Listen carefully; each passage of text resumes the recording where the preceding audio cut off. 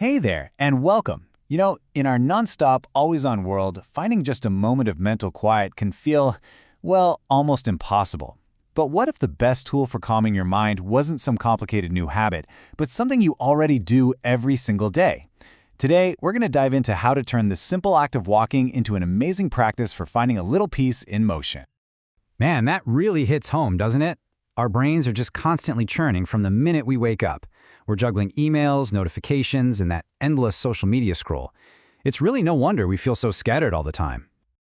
And that right there, that's the beautiful secret we're going to unlock. The answer isn't some complex new thing you have to squeeze into your schedule. It's about transforming something you already do, walking, into a powerful tool for your mind. All right, so first up, walking with intention. We're talking about the practice of walking meditation. This is all about taking an action that's usually on autopilot, one foot in front of the other, and turning it into a really conscious, mindful experience. So here's the shift, and it's so simple, but so profound. Instead of walking while your mind is racing about your to-do list or replaying a conversation from yesterday, you just bring your full attention to the physical act of walking itself. You're completely present with each and every step. And I promise it's way simpler than it sounds. Just start by slowing your pace down a little bit. That's it. Feel the sole of your shoe making contact with the ground. Notice how your breath kind of syncs up with your movement. And then just tune into that simple, amazing rhythm. Lift, move, place. And when your mind wanders off, which it absolutely will, no big deal, you just gently guide it back to that rhythm.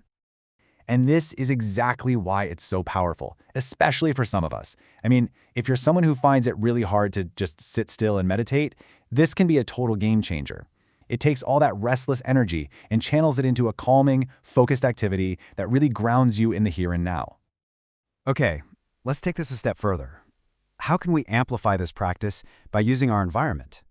There's a scientific reason we feel better when we're outdoors, and we can tap into nature's incredible calming power on purpose.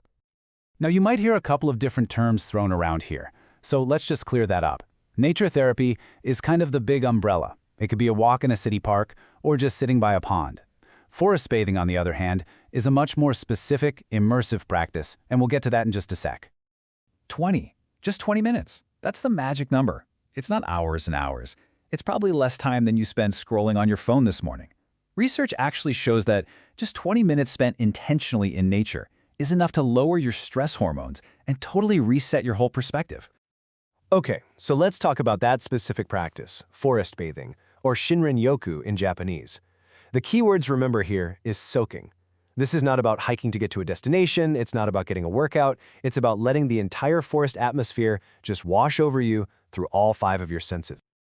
So to do this, you really have to let go of any goals.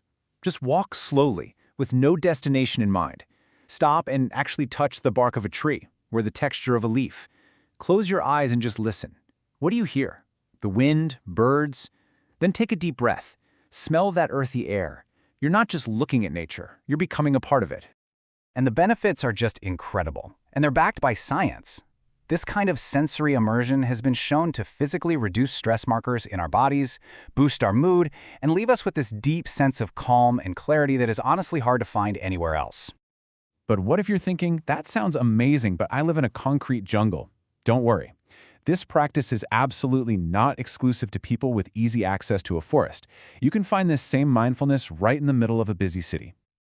Okay, so instead of trying to block out all the city sounds with your headphones, try just listening to them. What's the rhythm of the traffic, the chatter, the footsteps? Notice the bright colors in a shop window or the cool patterns in the architecture. The principles are exactly the same. Use your senses and the feeling of your feet on the ground to anchor you right here, right now. And this gets to the absolute heart of it. Practicing mindfulness in a really stimulating place like a city builds incredible mental resilience. It's teaching you how to find your center, not by running away from the chaos, but by learning how to be calm right in the middle of it. So, we've gone over a few different techniques. Now, let's pull it all together. Let's talk about how you can build your very own personal ritual and turn any walk, whether it's just to the corner store or through a park, into a real moment of mindfulness for yourself. And look, it can be this simple. For the first 10 minutes of your walk, just put your phone in your pocket. That's a huge step. Before you start, set a really small intention. It could be just one word, like clarity or calm. As you walk, Just consciously try to slow your thoughts down and tune in to what you see, hear, and feel. It's all about being present, not being perfect.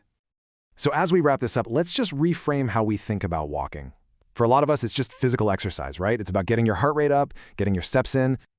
But a mindful walk, it is so much more than that. When we do it with intention, it becomes this rare, powerful act of connecting with ourselves. It's dedicated time to just check in, away from all the screens and the endless to-do lists. It's a true mental reset. It's a way to press the pause button on all those tangled thoughts in your head, to just step away from the noise and to come back with a clearer, calmer mind. And really, that's what it all comes down to. This practice transforms a simple, everyday activity into a form of moving meditation. It's not about escaping the world, but about finding our own quiet place within it. It is, quite simply, peace in motion. So I'll just leave you with this one question. The next time you step outside, what will you choose to notice? What kind of clarity or calm or connection is just waiting for you only one intentional step away?